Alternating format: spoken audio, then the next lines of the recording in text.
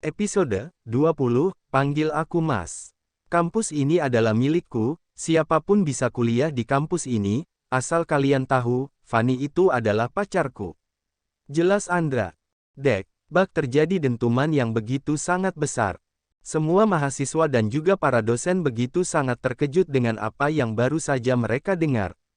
Bahkan mereka tak mampu mengeluarkan suara lagi karena pengakuan tak terduga dari sang pemilik kampus. Mereka melotot tercengang dengan tatapan yang akibat dari rasa keterkejutannya. Apalagi dengan Fanny, ia yang awalnya menunduk karena tangisan kesedihannya, menjadi mengangkat wajahnya dan menatap sosok pria yang sudah membuat pengakuan jika dirinya adalah pacarnya. Fanny menatap pria di sampingnya ini dengan tatapan tak percaya. Bagaimana bisa sosok Tuan Andra ini mengakui hal yang sebenarnya sama sekali tak benar? Jadi, jangan berani kalian atau siapapun di sini yang berani mengusir pacarku. Fanny adalah pacarku, apa yang menjadi milikku akan menjadi miliknya juga. Jelas Andra lagi dengan segala ketegasannya. Lagi Fanny dibuat tercengang dengan pengakuan Tuan Andra. Suasana yang awalnya begitu ricuh itu, kini benar-benar sudah sunyi senyap. Fanny benar-benar dibuat tak percaya dengan pernyataan Tuan Andranya. Bagaimana bisa Tuan Andra yang selama ini dirinya kenal sebagai sosok yang begitu dingin dan tak peduli malah terang-terangan kembali menyatakan hal yang begitu sangat mustahil untuk dirinya? Benarkah ini adalah Tuan Andra? Apa yang terjadi pada siang ini, benar-benar bagai sebuah mimpi namun nyata adanya. Merasa sudah cukup puas dengan pernyataannya, Andra pun mengalihkan pandangannya menatap wajah Fanny.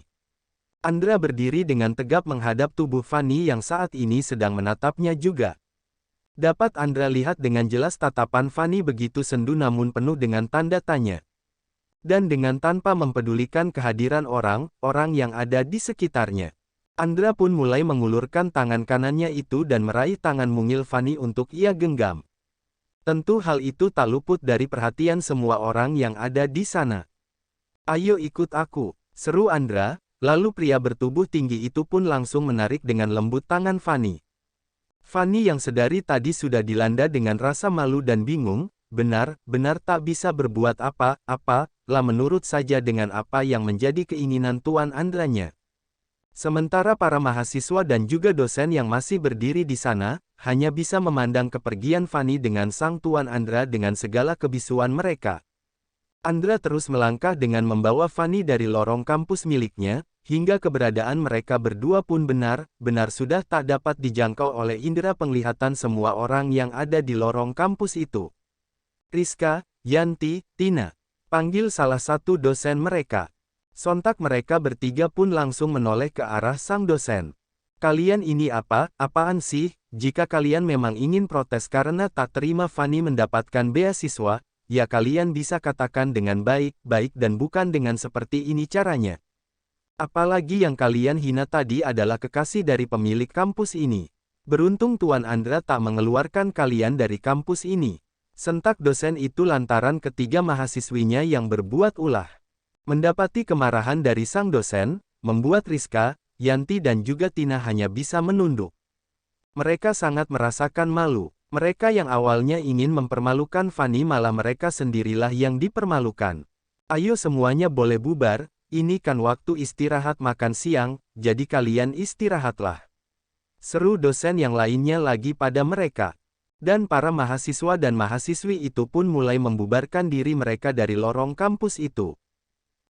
Dasar iri kalian, mau protes malah dengan mempermalukan orang," sindir salah satu mahasiswi yang mulai bubar itu. "Iya betul, dasar iri," timpal mahasiswi yang lainnya. Rizka, Yanti dan juga Tina hanya bisa diam mendapatkan sinfanin dari mahasiswi yang lainnya. Namun meski diam, bukan berarti mereka menyesali perbuatan mereka. Hingga pada akhirnya mereka bertiga yang menjadi sumber kericuhan itu, ikut melenggang pergi meninggalkan area lorong kampus itu. Sementara Putri sendiri, masih terdiam dengan segala pikirannya yang berkecamuk. Lah masih benar-benar tak habis pikir dengan semua yang sudah terjadi.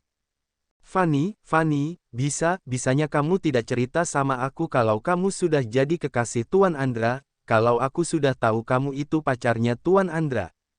Aku kan tidak perlu repot-repot tengkar dengan si Rizka itu, tinggal aku katakan saja kalau kamu pacarnya Tuan Andra. Batin Putri yang merasa tak habis pikir. Namun setelah itu, Putri pun menjadi tersenyum. Meski merasa kesal karena sahabatnya tak jujur atas hubungannya, namun Putri merasa senang, karena Fanny benar-benar menjadi kekasih Tuan Andra. Semoga Tuan Andra benar-benar menjadi kebahagiaanmu. Seru Putri tersenyum pada akhirnya. Disinilah di sebuah restoran mewah ini sepasang sejoli itu berada. Karena restoran mewah ini adalah milik sang tuan, mereka pun telah duduk di sebuah ruangan khusus VVIP yang ada di restoran itu. Hal yang wajar jika mereka lebih memilih di sana, mengingat mereka sudah menjadi sepasang kekasih hingga mereka pun lebih memilih tempat yang bersifat privat. Semenjak dirinya sampai di restoran, tak ada seruan sama sekali dari kedua belah bibir Fanny. Gadis cantik itu masih terdiam yang ikut larut dalam pikirannya. Andra yang duduk bersebelahan dengan Fanny pun mulai menatapnya dengan lebih dalam. Dan sepertinya sudah saatnya lah ia memulai pembicaraan. Apa kamu baik saja? Petik 2 titik. Seru Andra yang mulai memecah keheningan. Iya, saya baik tuan. Sahut Fanny dengan sedikit canggung. Dan Andra pun mengangguk saja. Puan, seru Fanny, Lia, sahut Andra. Puan, kenapa di kampus tadi Tuan bisa bersikap seperti itu? Apa karena Tuan ingin menolong saya jadinya Tuan sampai berbohong dengan mengatakan jika saya adalah pacar Tuan? Petik 2 titik. Tanya Fanny karena memang inilah yang dirinya ingin tanyakan sedari tadi. Andra pun kembali menatap wajah sendu Fanny dengan begitu lekat. Jadi kamu mengira aku melakukan semua itu karena aku ingin menolongmu, sayangnya bukan hanya sahut Andra. Fanny yang mendengar ungkapan kebenaran dari tuannya ini pun menjadi semakin tak percaya. Jadi Tuan Andranya melakukan semua itu memang karena berniat ingin memacarinya. Tapi bagaimana bisa? Tapi Tuan, saya hanya seorang pelayan di kafe, bagaimana bisa Tuan memiliki seorang pacar yang bekerja sebagai pelayan? Rasanya saya sangat tidak pantas jika harus menjadi pacar Tuan. Sahut Fanny, karena memang itulah yang dirinya rasakan. Pantas atau tidak pantas, itu aku yang menentukan.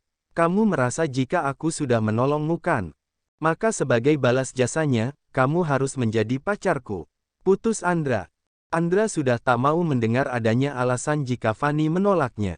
Tapi Tuan, saya ini seorang janda, bagaimana bisa Tuan mau dengan seorang janda?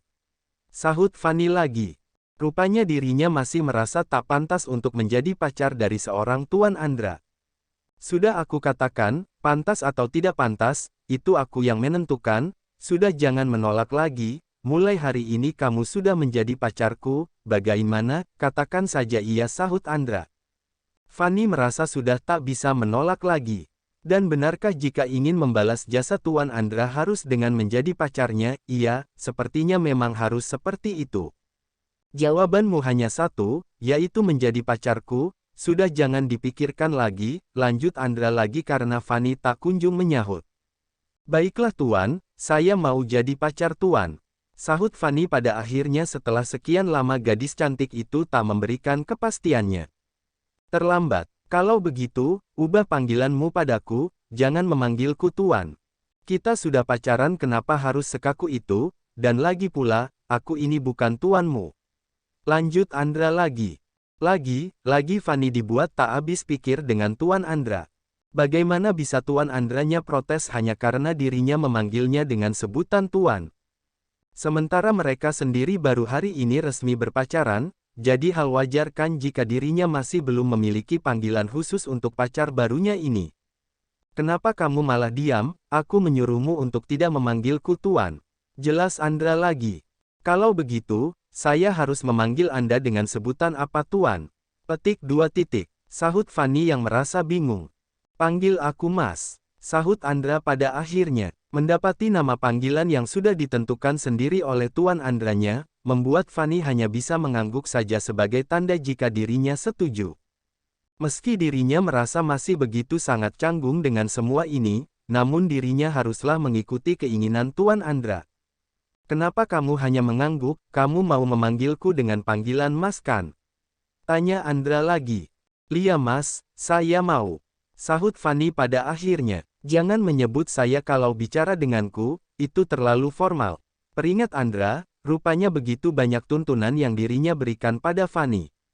Lia Mas, aku paham. Sahut Fanny lagi, mendengar sahutan yang diinginkannya telah terwujud, membuat Andra kembali diam. Rupanya kebersamaannya kali ini bersama Fanny membuatnya cukup banyak berbicara. Tak seperti biasanya, sosok Andra yang terkenal irit dalam berbicara itu malah menjadi banyak menuntut saat bersama Fanny. Dan Andra sendiri pun masih tak menyadari akan perubahan sikapnya. Hingga tak lama dari itu, datanglah sesosok pelayan wanita dengan membawa menu pesanannya dan Fanny. Jangan menyebut saya kalau bicara denganku, itu terlalu formal. Peringat Andra, rupanya begitu banyak tuntunan yang dirinya berikan pada Fanny. Lia Mas, aku paham. Sahut Fanny lagi. Mendengar sahutan yang diinginkannya telah terwujud, membuat Andra kembali diam. Rupanya kebersamaannya kali ini bersama Fanny membuatnya cukup banyak berbicara. Tak seperti biasanya, sosok Andra yang terkenal irit dalam berbicara itu malah menjadi banyak menuntut saat bersama Fanny. Dan Andra sendiri pun masih tak menyadari akan perubahan sikapnya. Hingga tak lama dari itu, datanglah sesosok pelayan wanita dengan membawa menu pesanannya dan juga Fanny. Permisi Tuan, Nona, ini menu pesanannya. Seru pelayan wanita itu ramah dengan meletakkan 2 menu makanan dan minuman yang telah dipesan Andra. Terima kasih Mbak, sahut Fanny dengan tersenyum. Baiklah, kalau begitu saya permisi undur diri dulu Tuan Nona. Pamit pelayan wanita itu sebelum akhirnya benar-benar berlalu dari ruangan khusus itu. Andra tak menyahut sama sekali, setelah pelayan wanita itu mengantarkan makanannya, membuat Andra langsung bersiap saja untuk makan. Mungkin karena ini sudah masuk waktu makan siang sehingga membuat dirinya begitu tak sabar ingin makan. Sementara Fanny sendiri masih diam, bisa berada sedekat ini dengan Tuan Andra sangatlah membuatnya menjadi canggung. Meski dirinya dan Tuan Andra sudah resmi berpacaran, namun tetap saja, semuanya masih terasa begitu cepat, apalagi ini pertama kalinya dirinya menjalin hubungan berpacaran. Kenapa kamu masih diam? Makanlah sebelum menjadi dingin. Seru Andra tanpa mengalihkan pandangannya dari makanannya. Iya Tuan, sahut Fanny canggung. Lalu gadis cantik itu pun mulai menyantap makanannya juga. Setelah mengalami semua apa yang terjadi pada hari ini, membuat Fanny menjadi khawatir. Namun dirinya juga merasa begitu sangat bersyukur, karena dalam waktu yang hampir bersamaan pula, telah datang sebuah pertolongan yang tak pernah ia duga. Bahkan pertolongan ini telah berhasil menjadikannya menjadi seorang kekasih yang tak pernah dirinya duga, yaitu menjadi seorang kekasih dari Tuan Andra Beckham Salim.